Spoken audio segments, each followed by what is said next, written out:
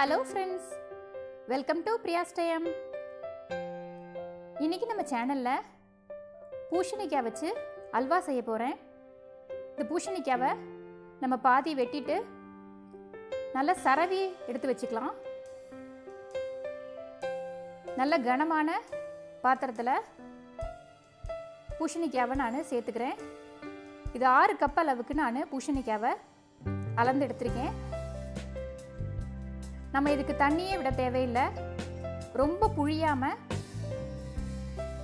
கையிலேருந்து அப்படியே அந்த பூசணிக்காய் எடுக்கும்போது அந்த கீழே சொற்ற நம்ம தண்ணியை மட்டும் விட்டுட்டு அந்த மீதி இருக்கிற தண்ணியில் இதை நம்ம வேக வச்சுக்கலாம். கொஞ்சமாக கலருக்காக நான் குங்குமப்பூ சேர்த்துக்கிறேன். இது ஆப்ஷனல் தான், விருப்பப்பட்டால் சேர்த்துக்கலாம், இல்லாட்டி வேண்டாம். இதிலே இது நல்லா வேக ஆரம்பிக்கும். நீங்கள் மூடி போட்டும் வேக வைக்கலாம். நம்ம கொஞ்சம் கூட தண்ணியே விடலை.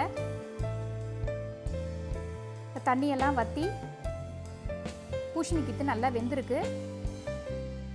இப்போ நான் 6 கப் அளவுக்கு பூசணிக்காவை சரவி எடுத்து அளந்தது. அதுக்கு 2 கப் அளவுக்கு நான் சர்க்கரை சேர்த்துக்கிறேன். உங்களுக்கு ஸ்வீட் ரொம்ப பிடிக்கும்னா 2 கப் போட்டுக்கலாம். இல்லை கொஞ்சம் கம்மியாக போதும்னா 1.5 கப்லேருந்து 1.25 கப் வரைக்கும் போட்டுக்கலாம்.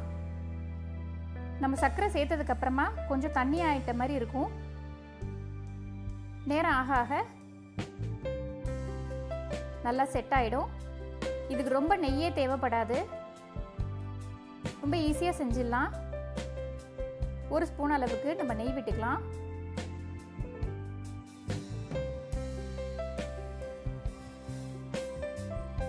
பூசணிக்காய்ல எப்பயும் கூட்டு, சாம்பார் இதெல்லாம் தான் செய்வோம். இந்த மாதிரி அல்வா செய்யும்போது ரொம்ப நல்லாயிருக்கும். இப்போ இந்த குங்குமப்பூவோட கலர் கலந்து மஞ்சள் கலரில் இருக்குது லைட்டாக.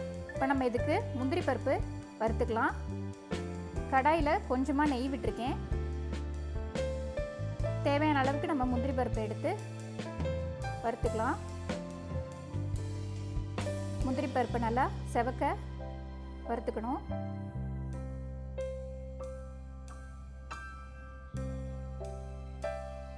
இதுக்கு ரொம்ப சாமான் தேவைப்படாது, ஈஸியாக செஞ்சிடலாம்.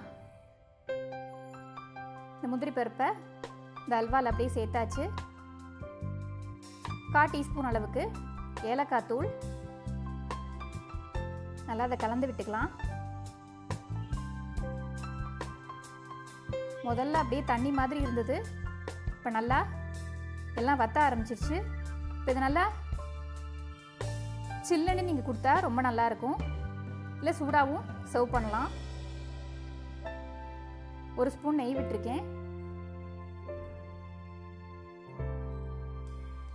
இது 2 நாள் வரைக்கும் வெளியில் வச்சுக்கலாம்.